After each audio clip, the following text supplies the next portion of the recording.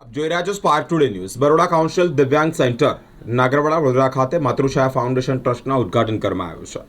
અતિથિ વિશેષ તરીકે મામલતદાર શ્રી અનિલભાઈ પટેલ તથા ઇન્કમટેક્સ સલાહકાર અને સમાજસેવી દીપકભાઈ અમીન, શ્રી નારાયણ આચાર્ય, રજનીભાઈ, ટ્રસ્ટીશ્રીઓ ગણપતભાઈ તેમજ શ્રીમતી દક્ષાબેન, શ્રી ભાવેશભાઈ રાજ, આશીષ પરમારે હાજરી આપી છે. તેમજ બરોડા કાઉન્સિલ દિવ્યાંગ સેન્ટરના આચાર્ય શ્રી નંદિનીબેન કુલકર્ણી સાથ અને સહકાર પણ આપ્યો છે. સ્વર્ગસ્થ ચંચળબેન દલસુખભાઈ પરમાર, જેઓની પુણ્યતિથિ હોય 10મી તારીખે તેઓની પુણ્યતિથિ નિમિત્તે જ આ કાર્યક્રમ આયોજિત થયો. માતૃછાયા ફાઉન્ડેશન ટ્રસ્ટના સહયોગ બદલ તેઓ આભાર પણ વ્યક્ત કર્યો છે. સેવા કહેવામાં આવ્યું છે અને મા બાપને ભૂલશો નહીં. તો એના પગલે આગળ વધતા એક મગજમાં એવો વિચાર 24મી પુણ્યતિથિ 10/1/2026 મારો માતૃશ્રીની હતી. તો એ પ્રસંગે હું અહીંયા આ સંસ્થામાં મળવા આવ્યો અને વિકલાંગ બાળકોને અહીંયા શું કહેવાય કે એ જોયું આવીને કે છોકરાઓ અહીંયા કેવી રીતે રહે છે અને આ મેડમ જે છે નંદનીબેન કેવી રીતે એ લોકોને સેવા આપે છે. તો એક એવો વિચાર આવ્યો કે આ સંસ્થામાં એક ટ્રસ્ટ આપણે બનાવીએ અને સેવા કરીએ આપણે.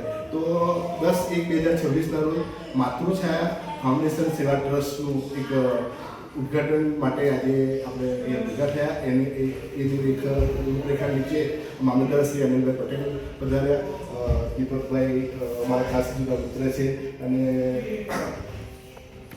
ઇન્કમટેક્સ સલાહકાર છે, તો અને આચાર્ય સાહેબ છે અને અમારા ફેમિલી મેમ્બર ટ્રસ્ટીઓ છે, ભાવેશભાઈ છે, દક્ષાબેન છે, આશીષભાઈ છે અને રજનીભાઈ છે.